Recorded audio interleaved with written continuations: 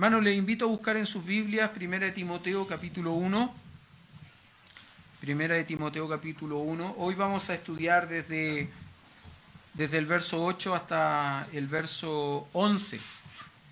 Y desde ya, Nicolás, te comparto el título, Una ley mal entendida. ¿Ya? Me cuesta ponerle título a las predicaciones, me cuesta, pero hoy día salió.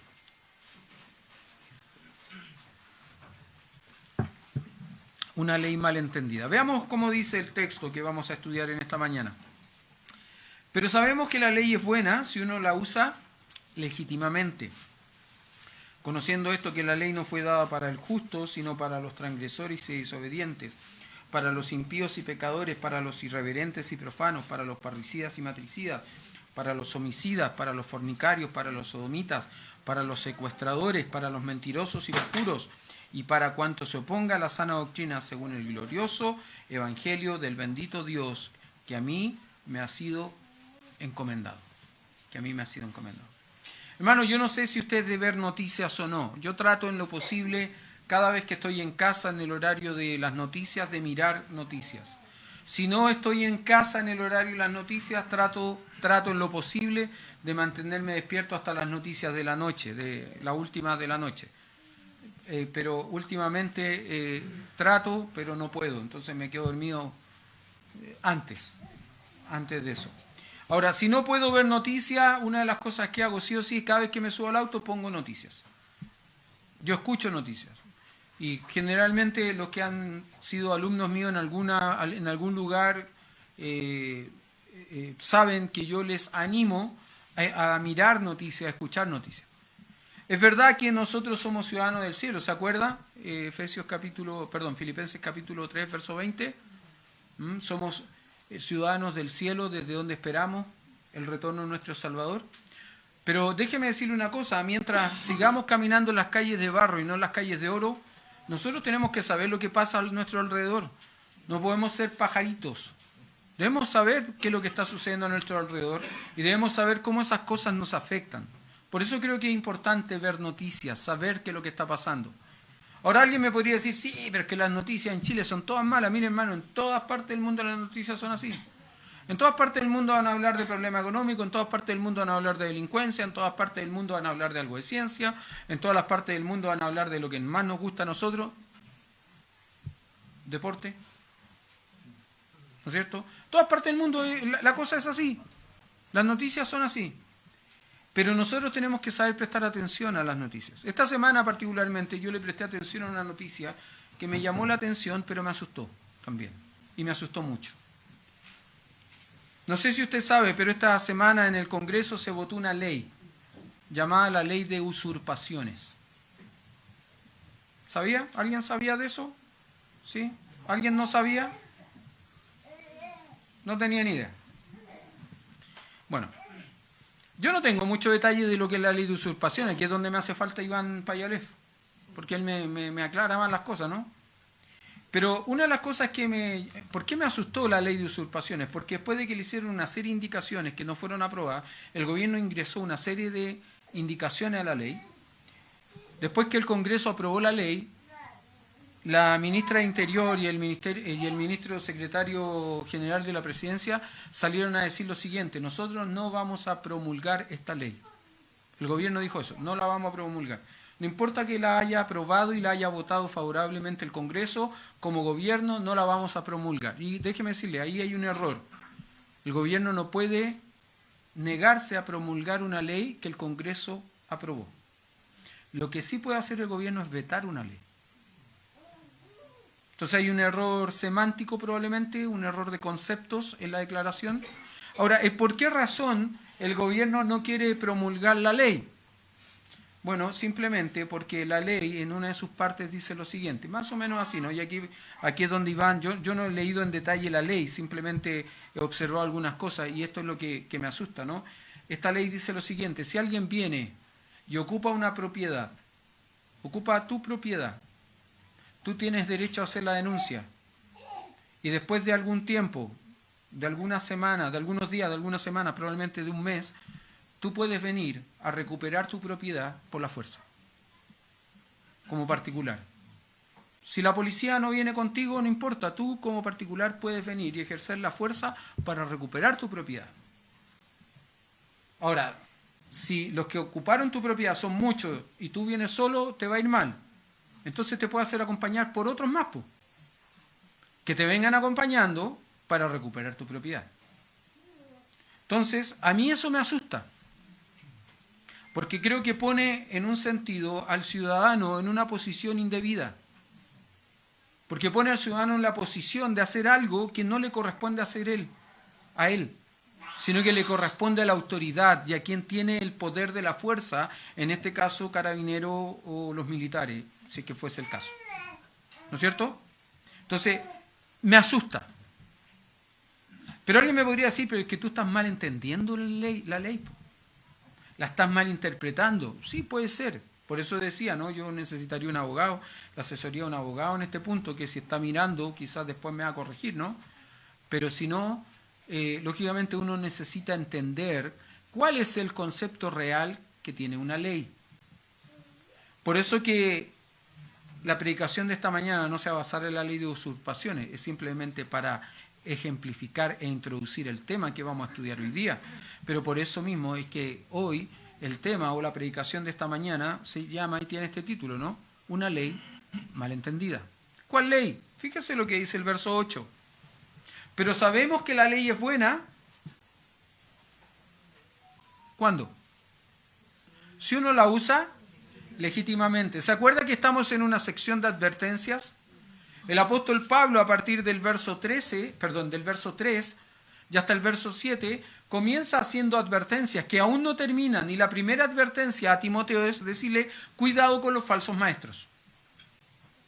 Cuidado con estos hombres que se van a levantar en medio de la congregación como lobos rapaces, que no van a respetar a las ovejas, al rebaño, no van a cuidar de ellas, sino que muy por el contrario, la van a atacar con sus falsas enseñanzas, con sus falsas doctrinas, tratando de ganar y obtener para sí mismos beneficios que no les corresponden. Eso es lo primero, la primera advertencia que hace el apóstol Pablo entre el verso 3 y el verso 7. Pero entre el verso 8 y el verso 11 hace una segunda advertencia.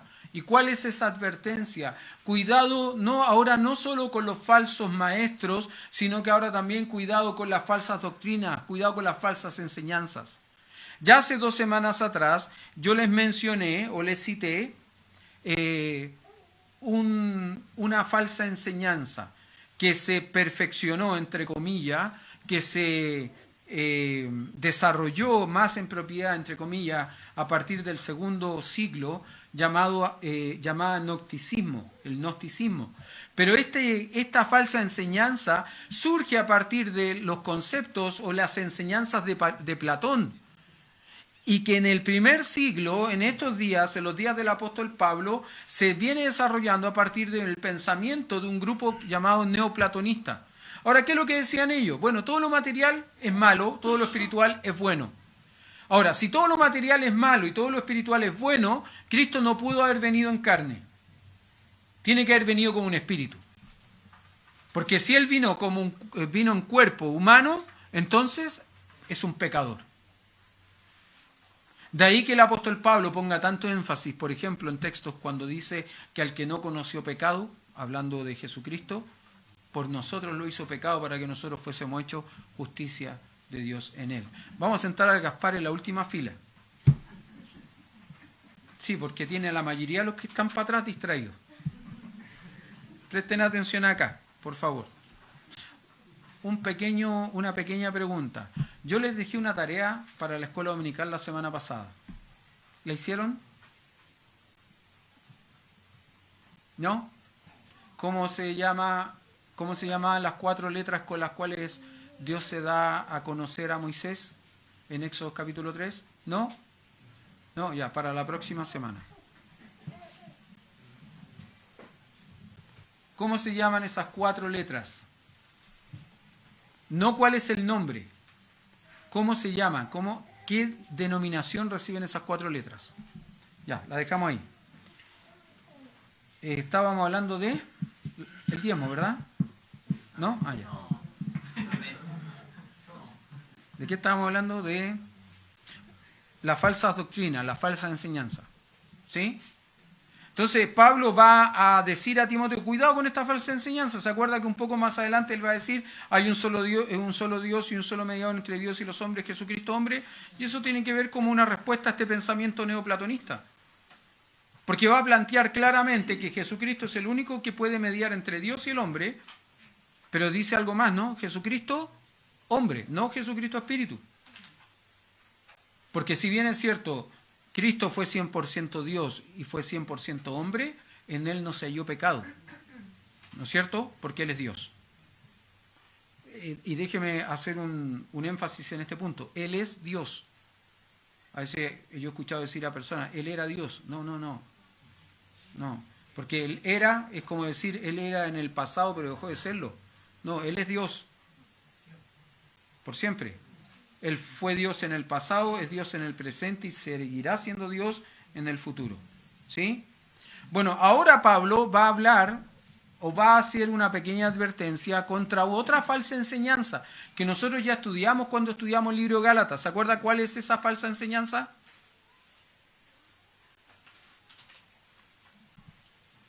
¿O quiénes postulaban esta falsa enseñanza?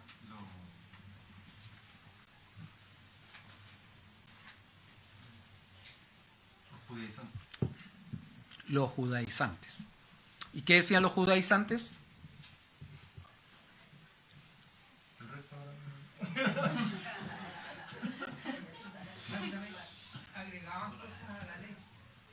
No agregaban cosas a la ley.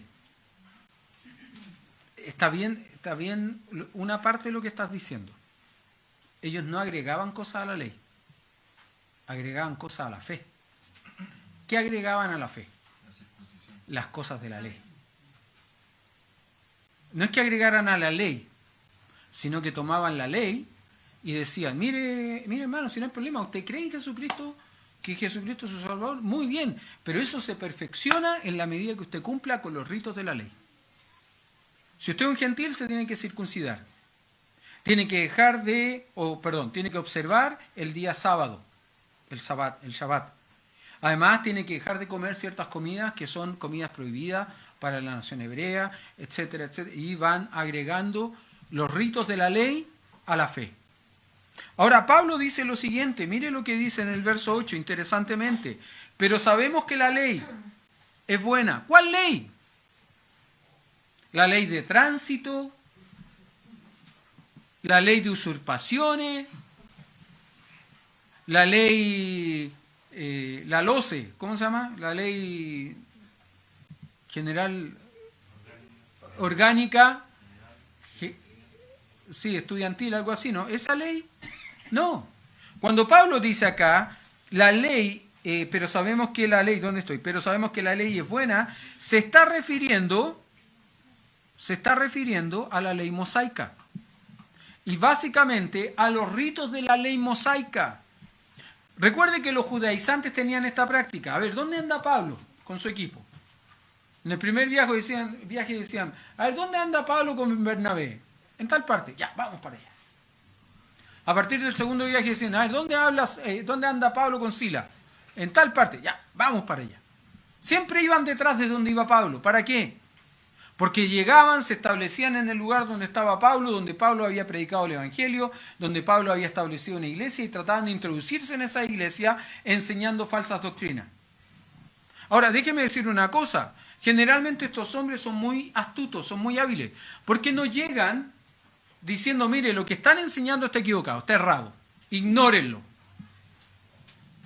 No llegan así. Llegan soterradamente, ¿no? Ganando el corazón de la gente, son buena onda, son simpáticos, hasta generosos. Tiene una necesidad, no importa quién está, hermano, yo se la cubro, yo se la atiendo. Ganando el corazón de la gente, ¿no? Para después pegar el zarpazo. Bueno, los judaizantes hacían un poco esto, ¿no? Iban detrás de donde iba Pablo enseñando.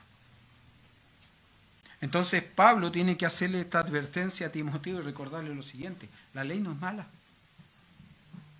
De hecho, utiliza un adjetivo para calificar la ley. ¿Cómo la califica? Alguien lo dijo, no sé quién fue. Buena. Hermano, siempre déjeme recordarle esto, generalmente cuando yo hago preguntas y estoy predicando, las respuestas generalmente están en el texto. Entonces, si yo le hago una pregunta, mi sugerencia es, mire el texto, no me mire a mí. La respuesta no está en mi cara. En mi cara probablemente era un chiste, pero en el texto va a estar la respuesta. ¿Cómo califica entonces la ley Pablo? Sabemos que la ley es buena. La ley es buena. ¿Y sabe qué me llama la atención esta palabra? Porque esta palabra también podría traducirse como útil. Pero la ley es útil. Útil. Luego, ¿por qué la ley podría ser útil? ¿Por qué la ley podría ser buena? Bueno, por una cuestión bien práctica. Porque por medio de la ley, ¿qué es lo que hace Dios? Comunica su voluntad a su pueblo, pero también establece o fija los límites de acción del pueblo. No deja que el pueblo haga cosas que no debe hacer. A veces nosotros bien intencionadamente pecamos. A veces nosotros bien intencionadamente hacemos cosas que no debemos hacer, que no nos corresponde hacer. Y alguien podría decir, sí, pero es que no fue mi intención, sí, pero no te correspondía, no te tocaba. Le correspondía a otra persona, le tocaba a otra persona hacerlo. Está buena la clase. ¿No es cierto? ¿Quién está de profe? Ya, ahí está la cosa. Sabemos que la ley es buena, es útil. ¿Por qué? Porque comunica la voluntad de Dios, establece los límites. Fíjese lo que dice Salmo 19:7, hablando de la ley de Jehová. Dice que la ley de Jehová es perfecta, no le falta nada, está completita. Fíjese lo que hace la ley de Jehová, que es perfecta. Convierte el alma. Hermano, déjeme decirle esto, simplemente recordar y reforzar en este punto este tema. Usted cada vez que predica el Evangelio necesita utilizar la palabra de Dios para predicar el Evangelio. No utilice sus palabras. No, que el Señor hizo conmigo tal o cual cosa. Qué bueno, me alegro, hermano, pero eso no va a convertir a nadie. Perdóneme que se lo plantee así. Yo no salvo a nadie. Usted tampoco. Usted no salva a nadie.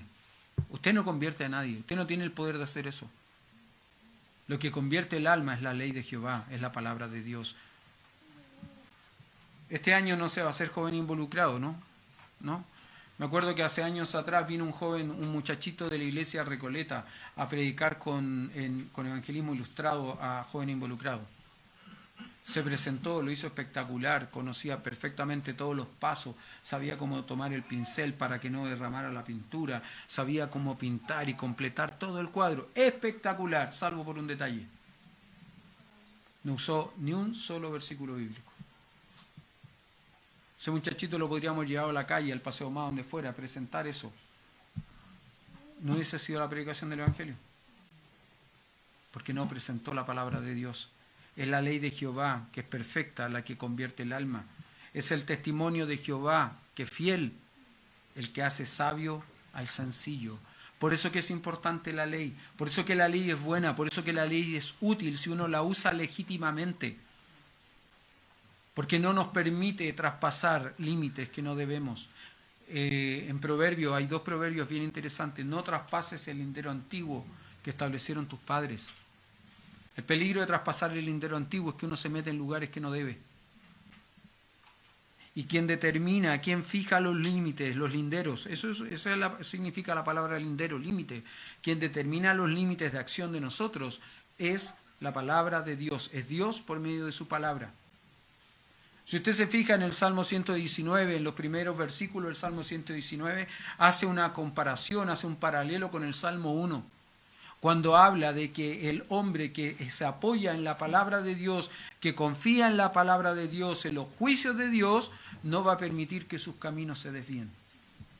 Y es interesante hacer ese paralelo, le animo a hacerlo, El apóstol Pablo escribe en Romanos capítulo 7, verso 2 y dice lo siguiente: de manera que la ley a la verdad es santa y el mandamiento santo, justo y bueno. ¿Se da cuenta? La ley no es mala, hermano, pero la ley es mal entendida. La ley no es mala, pero la ley es malentendida. La ley tiene un propósito. La ley tiene una finalidad. ¿Sabe cuál es el propósito de la ley? ¿Cuál es la finalidad de la ley? Mostrarnos cuán pecadores somos delante de Dios. Romanos capítulo 3, verso 19 dice lo siguiente: pero sabemos que todo lo que la ley dice, lo dice a los que están bajo la ley, para que toda boca se cierre y todo el mundo quede bajo el juicio de Dios. Pablo dice lo siguiente: yo no sabría lo que es robar si la ley no dijese no robarás. Yo no sabría lo que es mentir si la ley no dijese no mentirás. Mire, yo no sabría lo adrenalínico que es andar a exceso de velocidad si en las calles no hubiesen esos letreritos que dice velocidad máxima 50 kilómetros por hora. Y en carretera, velocidad máxima 100 y en algunas partes 120. Pero qué adrenalínico que es andar en la carretera a 140, ¿no? Yo no lo sabría. Estoy confesando un pecado. ¿Sabe lo terrible que es viajar por carretera hacia el norte o hacia el sur en un vehículo bueno? Porque uno no siente la velocidad. No se siente. En el cacharro de uno sabe, ¿no? Porque uno pasa un cierto kilometraje y el auto empieza a tiritar. Pero en un auto bueno es una cunita, po. Uno no sabe, po. Hasta que el carabinero que mi esposa lleva adentro me dice, ¿no? Va muy rápido. Y uno mira, ay sí, y hay que bajarle la velocidad. Y uno espera que se vuelva a dormir.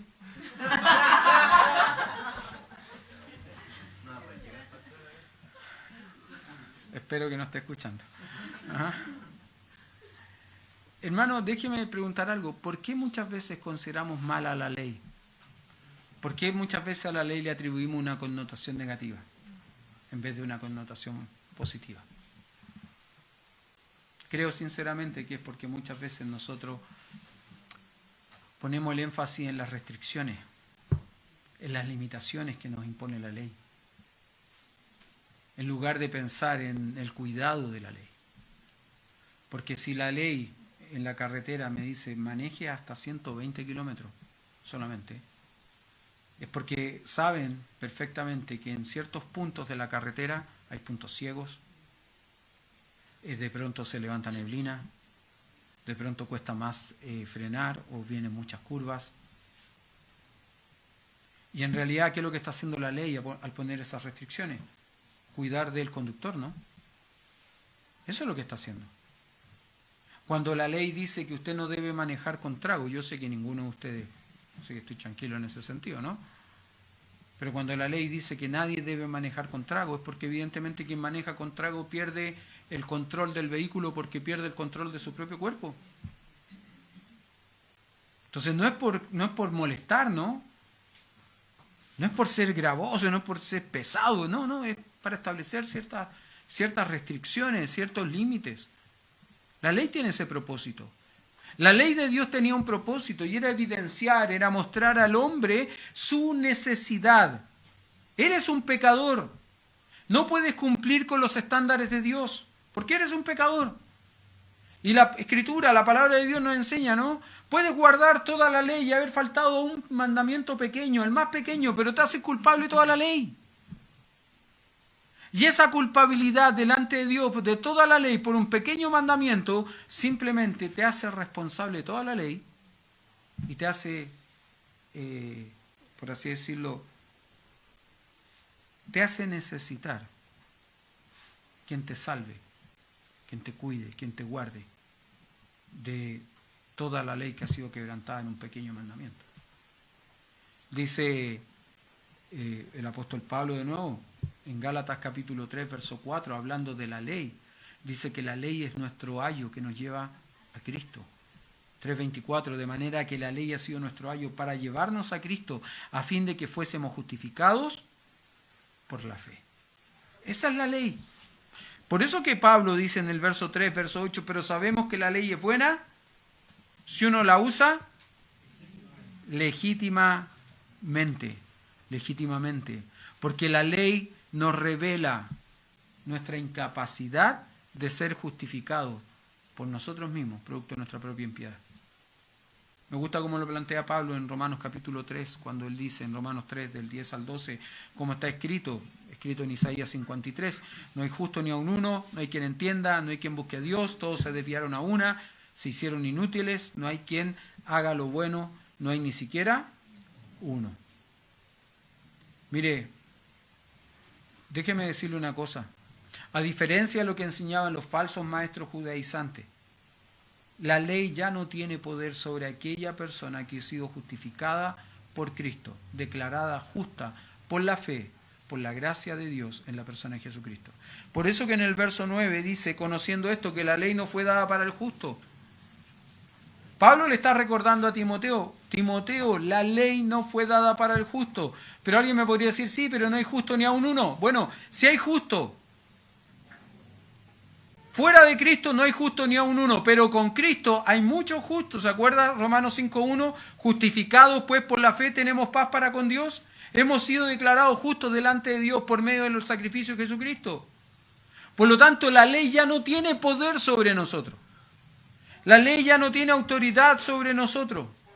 Me gusta cómo lo planteó el pastor J. Vernon McGee en su estudio de este pasaje en particular. Él dice lo siguiente: ni aun el hombre más bueno, ni aun el hombre más correcto que puede haber en la tierra puede ser justificado por la ley. Pero aún el pecador más grande, el pecador más perdido, puede ser redimido por la gracia de Dios que es en Cristo Jesús. Me gusta cómo lo plantea. Luego, ¿qué dice el apóstol Pablo? Empieza a describir una serie de pecados, ¿no? Conociendo esto, que la ley no fue dada para el justo, sino para los transgresores y desobedientes. Ahora, ¿qué significa ser transgresor y desobediente? Bueno, el transgresor es aquel que vive sin ley. Es como si nunca hubiese habido una ley.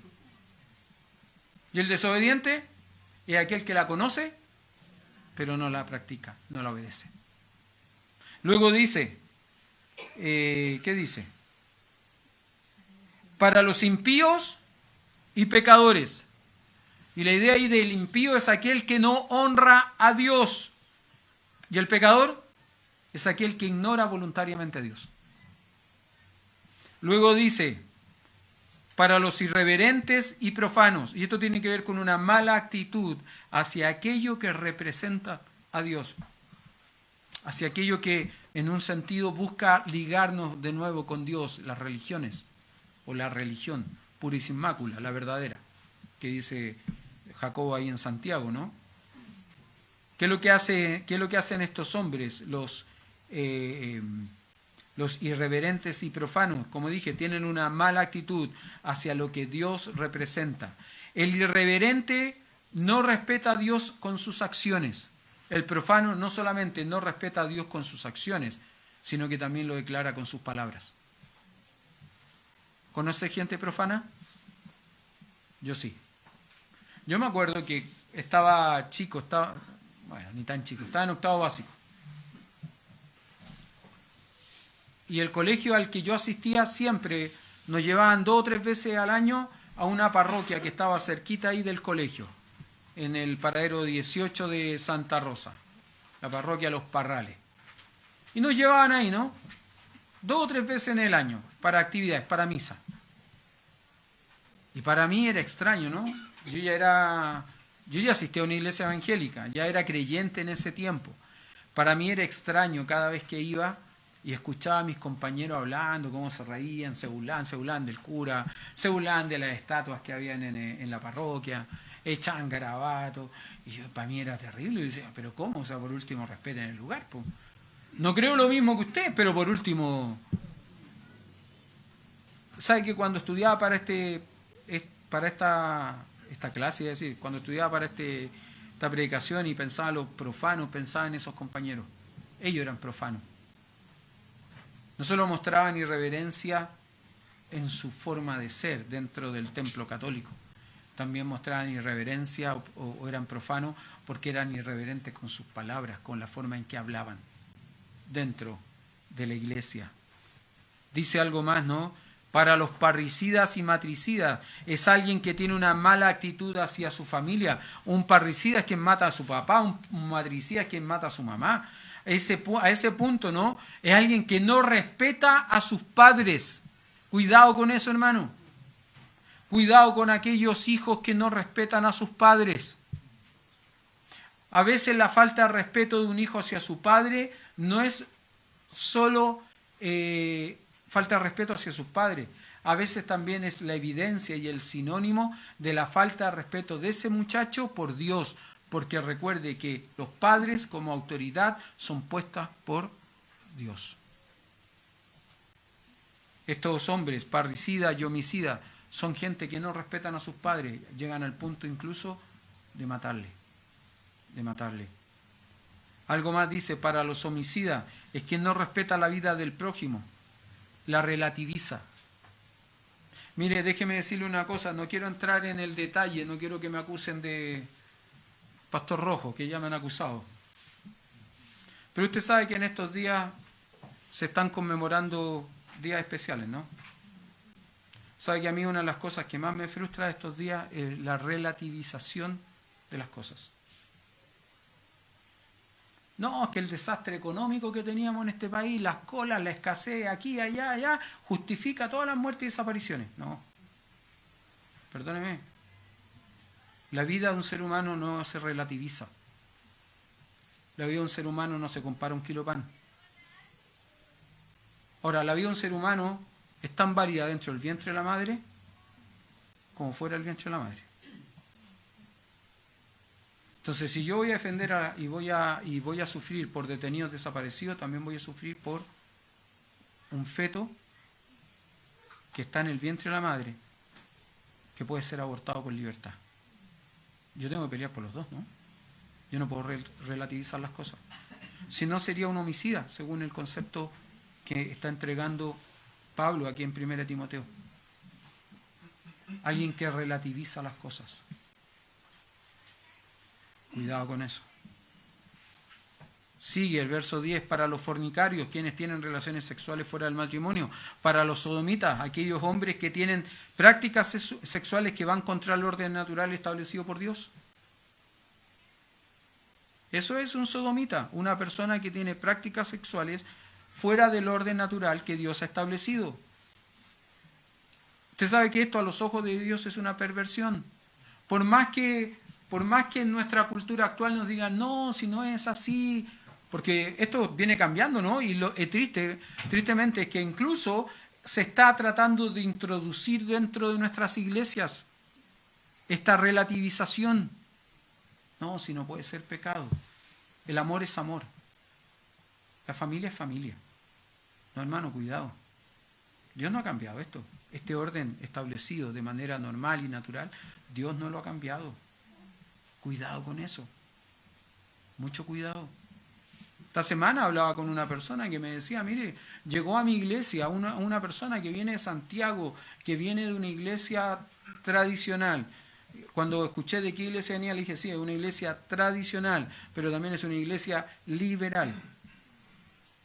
Y esta persona vino y le dijo, primero, creo que Dios es machista, por la forma en que Dios ha establecido que las mujeres puedan participar de la iglesia.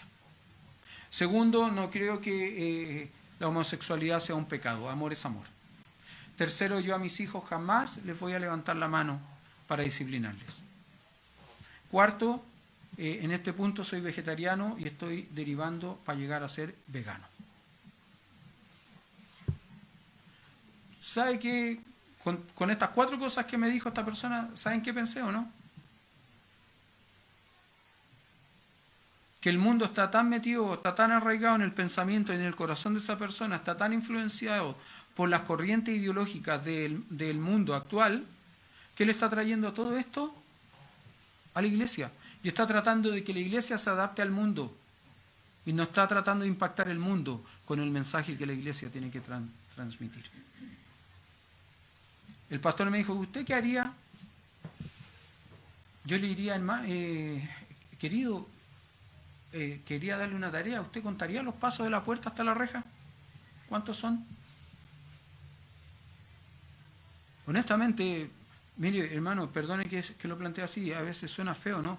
Uno puede caminar con una piedra en un zapato por un tiempo, pero llega un momento esa piedra molesta y es mejor sacarla del zapato, porque si no se dañan los pies. Y una persona que viene con este tipo de ideología se transforma en una molestia. ¿Se acuerda lo que le decía al principio? Llegan calladitos, buena onda, y después empiezan a compartir con gente, ¿no? Oye, ¿por qué no venía a tomar un tecito a la casa? Y vamos compartiendo la ideología, el pensamiento. Y después no es una persona, ahora son dos, que vienen a preguntar al pastor, pastor, ¿por qué la mujer no puede ser pastora? Pastor, ¿por qué la mujer no puede hacer tal o cual cosa? Yo jamás voy a disciplinar a mis hijos. Mire, cuando alguien viene y me dice, yo nunca voy a disciplinar a mis hijos, yo le digo, ok, ojalá eso no te pase la cuenta. Hoy día es fácil, el niño es pequeño. Cuando el niño crezca, espero que no te pase la cuenta. La Biblia dice algo interesante respecto a la disciplina, ¿no? Libro de Hebreos. Dios, a quien ama y recibe por hijo, lo disciplina. No porque Dios sea sádico, sino porque es la forma que tenemos de participar de la santidad del Señor. Porque ese es el propósito de la disciplina del Señor en nuestras vidas, que participemos de la santidad del Señor. ¿Queda algo más, no? Sí, creo que sí. ¿En qué quedamos?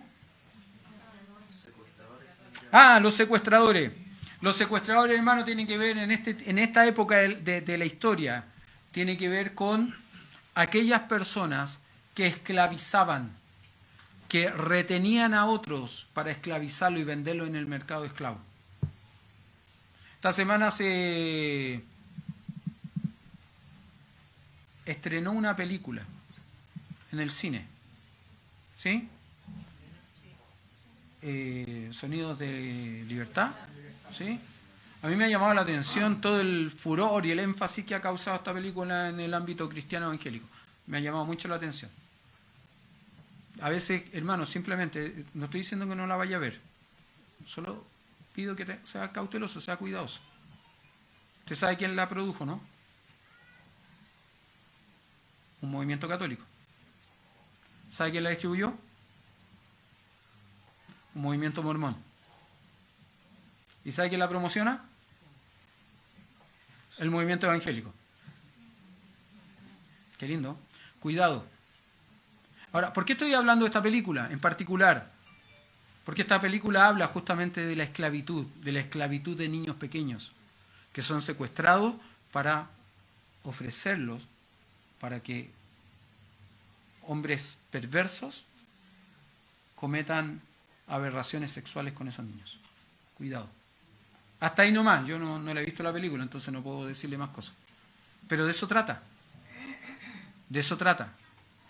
Bueno, cuando acá dice en el verso 10, para los secuestradores, está hablando de gente que secuestra para esclavizar, para vender en el mercado esclavos. Para los mentirosos y perjuros, fíjese que es interesante esta expresión, porque los mentirosos son eso, mentirosos, gente que miente descaradamente. Pero ¿sabe qué son los perjuros? Los perjuros son los que mienten descaradamente al punto de que se lo creen ellos mismos. Y terminan jurando. Estos días vi algo, no me acuerdo dónde lo vi, pero que hacían esto, ¿no? Por este puñado de cruces, te lo juro. Me dio risa esa expresión. Por este puñado de cruces. Esos son los perjuros. Son mentirosos que se creen su propia mentira. Y juran. Pero es mentira. Ahora, esta lista es larga de pecados, ¿no? No es la única que aparece en la Biblia. Usted, por ejemplo, en Romanos capítulo 1, el verso 18 y el 21, 22, por ahí más o menos, usted ha encontrado otra lista que es un poquito más larga. Incluye incluso a los desobedientes a los padres. A mí siempre me llama la atención. Porque aparece el homicida, el fornicario, el adúltero, el parricida, el estafador, el mentiroso, desobediente a los padres. Yo no diría, no, pero sí. A ver, ¿podemos usar a Gaspar de ejemplo? ¿Sí? Cuando Gaspar crezca un poquito más, ¿no? e imite a su papá y sea desobediente a su mamá. Gaspar va a ser un pecador. Y perdone que lo plantee de esta forma, a veces suena feo, porque uno dice, no, como un niño tan pequeño, sí, pero es la verdad, ante la ley de Dios, él, desobediente a los padres, va a ser tan pecador como un adúltero, tan pecador como un homicida, tan pecador como un parricida, etcétera, etcétera.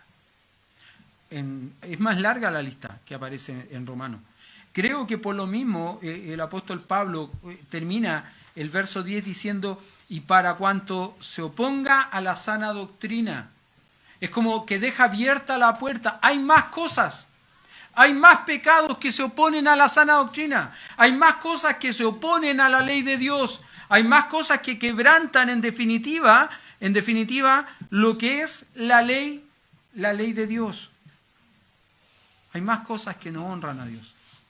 Hermano, cuando usted tenga una duda, ¿será que esto es un pecado o no es un pecado? Pregúntese, ¿no? ¿Esto es algo que Dios haría? ¿Esto es algo que Dios diría? ¿Esto es algo que Dios pensaría? Si su respuesta es no, es un pecado. ¿Esto honra a Dios? Si su respuesta es no, es un pecado. Recuerde que la Biblia dice claramente que el que sabe hacer lo bueno y no lo hace, es pecado. A veces nosotros pensamos y decimos, bueno, no hice nada. Sí, pues ¿qué es el problema? No hizo nada. Pecó por no hacer nada, porque podría haber hecho algo. Hay no sé si es un poeta o un filósofo, no recuerdo en este momento, y no recuerdo si es escocés o irlandés, Edmund Burke. Edmund Burke decía que lo único que necesita el mal para triunfar es que los hombres buenos no hagan nada. Y muchas veces hombres buenos no hacen nada. No hacen nada. Yo admiro a mi viejo pastor, a mi amado y querido tío pastor Lucho Pozo Burdile. El pastor Pozo Burdile, Luis Pozo Burdile, fue parte del Comité Pro Paz durante la década del 70. ¿Sabe lo que hizo el Comité Pro Paz? Abogó por personas detenidas, desaparecidas. Y yo lo admiro. Él murió hace muchos años y lo sigo admirando. Y cada vez que aparece un recorte, cada vez que aparece alguna noticia al respecto donde lo nombran, yo tomo eso y se lo mando a su viuda, a la tía Anita Lara. Le digo, tía Anita, mire, están hablando del tío Lucho. Porque nosotros, los de mi edad, le decíamos al pastor, le decíamos tío, pastor, Lucho Pozo. Porque él era un hombre bueno, que no se quedó callado. Que no miró para el lado. Que no relativizó la verdad de la palabra de Dios. No justificó lo injustificable, porque hay cosas que son injustificables. Hay cosas que no tienen justificación de lo que pasó en el pasado. Pero esas cosas tampoco justifican los horrores. Y como dijo alguien hace 2 semanas atrás en un programa de televisión, las barbaries que se cometieron. Yo no estoy queriendo aquí hablar en absoluto política, simplemente quiero circunscribirme al texto bíblico. La ley es buena, es útil, si se usa legítimamente. Ahora fíjese qué interesante, ¿no? Todo dice, y para cuanto se oponga a la sana doctrina. ¿Y cómo determinamos lo que es la sana doctrina? Bueno, la sana doctrina tiene una condicionante. La sana doctrina tiene que ser según el glorioso evangelio del bendito Dios, que al apóstol Pablo le había sido encomendado y que a nosotros también. ¿Usted quiere saber si es que está enseñando correctamente? Bueno, ¿se ajusta al glorioso evangelio de Dios? Si es así, es lo correcto. Si no es así, cuidado. Porque usted está entonces en el grupo de aquellos que han sido denunciados en la primera advertencia. Falsos maestros. Hermanos, vamos a orar para terminar este tiempo de predicación y luego